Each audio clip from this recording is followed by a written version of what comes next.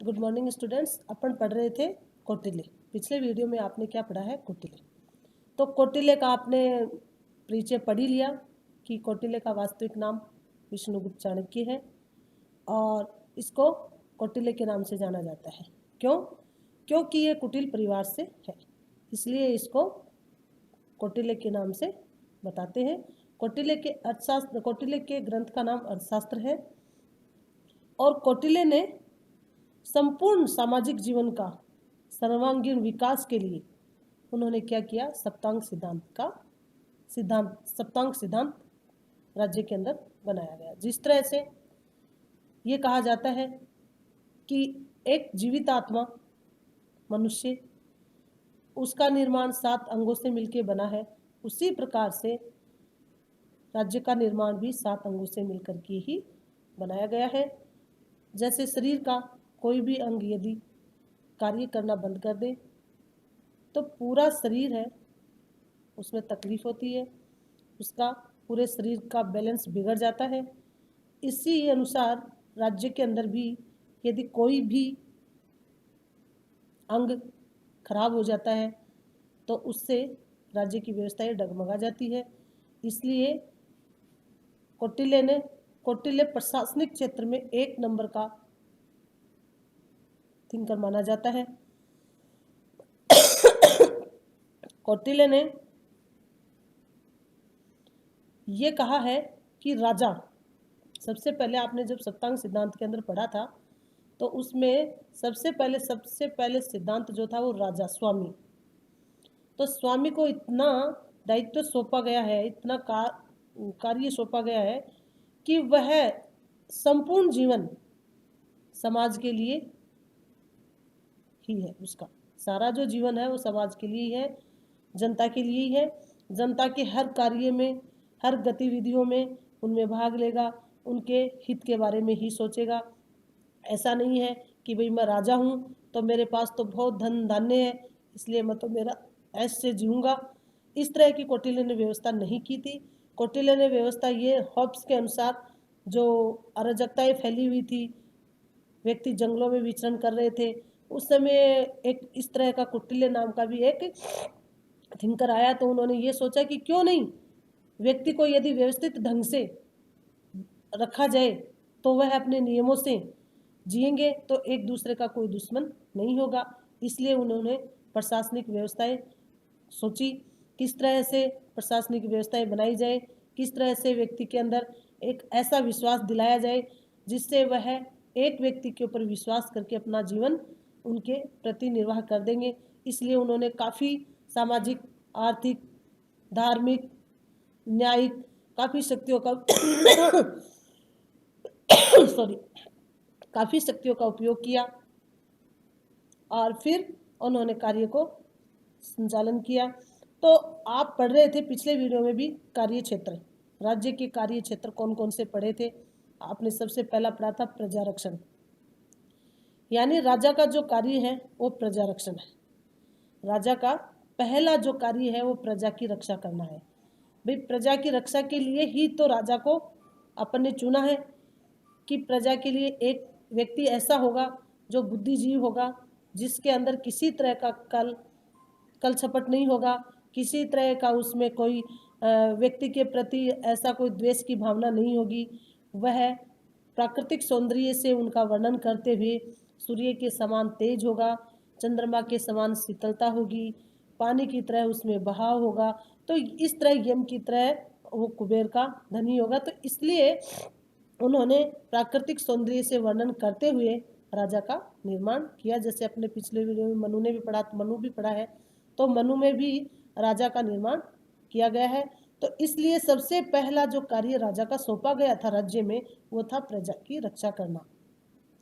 प्रजा की रक्षा करना, पूरे दिन प्रजा के अंदर ही उनकी व्यवस्था में लगे रहना, प्रजा को कृषि के बारे में, इसके बारे में जो व्यापारी लोग हैं इनको ये एक निश्चित कर लिया गया था कि आपकी जो कमाई है उसमें से 6वां भाग या व्यापारियों को 10वां भाग इस तरह का कर दे करके क्या है, राजा के कोष को भर के रखना है, जिससे जनता के ऊपर कोई भी अकाल आता है, कोई भी बेचारे गरीब है, लुल्ले हैं, लंगड़े हैं और हैं, तो उनकी जो सेवा है वो राजकोष के अंदर वो जमा कराएंगे, तो उनसे राजा क्या करेगा, उनका जीवन निर्वाह करवाएगा।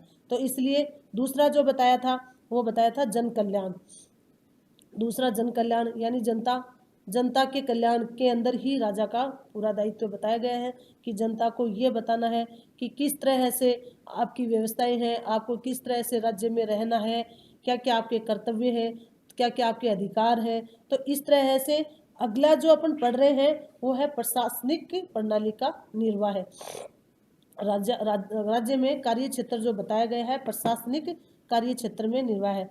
तो ये क्या पढ़ा कि कौटिल्य की यह भी कहना है कि जो राज्य ने अपने व्यापक दायित्व की पूर्ति की थी, तभी यह भी एक सक्षम प्रशासनिक प्रणाली की भी स्थापना करी थी कि भाई जब तक आप किसी कार्य को करते हो तो अकेला व्यक्ति किसी कार्य को नहीं कर सकता है।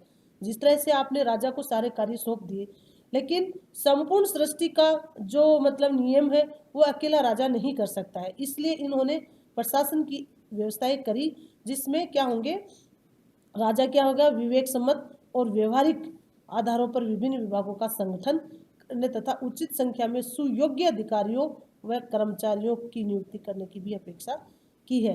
कि यानी योग्य, हर डिपार्टमेंट के, हर विभाग के अलग अलग अधिकारी होगा और उसको अलग अलग रूप से उसकी नियुक्ति करके उसको कार्य सौंपा जाएगा। जैसे जिस जल विभाग है तो उसमें अलग होगा, शिक्षा विभाग है तो उसमें अलग होगा, चिकित्सक विभाग है तो इसमें अलग होगा। तो इस तरह से अलग अलग विभागों के अलग अलग अधिकारी चुने जाएंगे और वो क्या होंगे, वो सुयोग्य होंगे। ऐसा नहीं है कि भाई मेरा जो जानकार है, राजा का अति घनिष्ठ है, तो उसको मैं कर्मचारी बना दूं या प्रशासनिक कर्मचारी के रूप में उसको स्वीकार करूं। नहीं, उसमें जो सुयोग्य होगा उसी को ही नियुक्ति दी जाएगी। तो समुचित नियंत्रण के बिना, यानी कौटिल्य ये कहता है कि समुचित नियंत्रण के बिना कर्मचारी व अधिकारी अपनी शक्तियों का दुरुपयोग कर सकते हैं। यानी कर्मचारियों के ऊपर उचित प्रकार से क्या, उन पे ध्यान भी रखा जाए। ऐसा हो जाता है कि भाई यदि व्यक्ति को कोई विभाग दे दिया, फिर उसमें क्या करते हैं कि वह सोचते हैं कि चलो ठीक है अब जनता का तो देख रहे हैं, लेकिन वो अपनी ओर लग जाते हैं।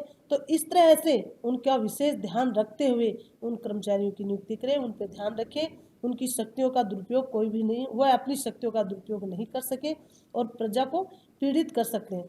इसलिए कौटिल्य ने राज्य को राजकीय कर्मचारियों पर भली भांति नियंत्रण रखने तथा सुनिश्चित करने के लिए उत्तरदायी माना है कि अधिकारी व कर्मचारी द्वारा प्रजा का शोषण नहीं किया जा सके। तो यानी राजा का ये कर्तव्य है कि वह अधिकारियों को नियुक्त करेगा और उन पर विशेष करके ध्यान रखेगा कि वह वास्तव में प्रजा के लिए कुछ कार्य कर रहे हैं या नहीं। यदि ऐसा है तो उनको उस पद से हटा करके दूसरे व्यक्ति को नियुक्त किया जा सकता है। संपूर्ण जो बताया गया है वो संपूर्ण जीवन है राजा का, वो प्रजा के हित में ही, प्रजा के हित के कार्य के लिए बताया है। और वह किसी भी अधिकारी और कर्मचारी को चुनता है तो उस पर यह ध्यान रखने योग्य बात है कि वह वास्तव में जो उसको विभाग दिया गया है उस विभाग में वो कार्य कर रहा है या नहीं। तो उस इसलिए उन पर विशेष ध्यान रखा जाएगा। अगली जो व्यवस्था बताई गई है वो न्याय व्यवस्था का संचालन। कौटिल्य ने न्याय को राज्य अनिवार्य दायित्व माना है। न्याय न्याय ऐसा होना चाहिए जिसमें ये नहीं है कि भाई वास्तव में जिसने गलती की है उसको तो उसके प्रति तो कोई एक्शन नहीं ले रहे हैं, और जिसने वास्तव में गलती नहीं की है उसको अनुचित रूप से ही उनको दंडित किया जाए। तो ऐसा नहीं, यानी कि कौटिल्य के अनुसार राज्य की उत्पत्ति ही मत्स्य न्याय की स्थापना पे की गई है। क्योंकि राज्य की जो उत्पत्ति की है, कौटिल्य ने यही तो देखा कि जो बड़ी मछली है वो छोटी मछली को निगल रही है, यानी बड़े जो धनवान व्यक्ति हैं और दुर्बल व्यक्तियों पर क्या अत्याचार कर रहे हैं। इसीलिए तो ये सोच करके तो इन्होंने मत्स्य न्याय की स्थापना करते हुए उन्होंने क्या किया, न्याय की व्यवस्था की और औचित्य और नैतिकता के आधार पर न्याय की स्थापना के लिए कौटिल्य ने अरस्तु की भली भांति दो पक्षों में रखा। एक तो है विवरणात्मक और दूसरा है सुधारात्मक। सुधारात्मक न्याय तो विवरणात्मक में तो क्या है कि सकारात्मक दायित्व है, और दायित्व की के द्वारा ये सुनिश्चित भी किया गया है कि प्रजा का कोई भी वर्ग अभावग्रस्त नहीं हो तथा समाज साधनों का विवरण न्याय और औचित्य को सिद्धांत के अनुसार ही किया जाए। और सुधारात्मक न्याय के अंदर बताया गया है कि राज्य पर यह दायित्व डाला गया है कि वह कानूनों का उल्लंघन द्वारा प्रजा के अधिकारों का अतिक्रमण करने वाले व्यक्तियों को समुचित दंड देकर प्रजा को विभिन्न वर्गों के मध्य किसी अधिकार के प्रश्न पर मतभेद या विवाद हो जाने पर उसका समुचित निपटारा करके प्रजा के अधिकारों को सुरक्षा प्रदान करेगा। कौटिल्य ने यह भी कहा है कि न्यायपालिका को संगठित स्वरूप प्रदान करने की अपेक्षा की है कि व्यक्त किया गया है कि न्यायिक कार्य संपादन स्थापित विधि और प्रक्रिया के अनुसार किया जाना उचित बताया गया है।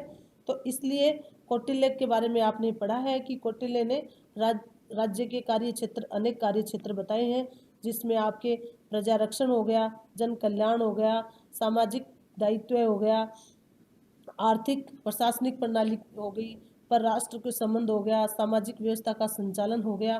तो इस तरह से उन्होंने राज्य में राजा को व्यवस्था रखने के लिए दायित्व सौंपा गया है।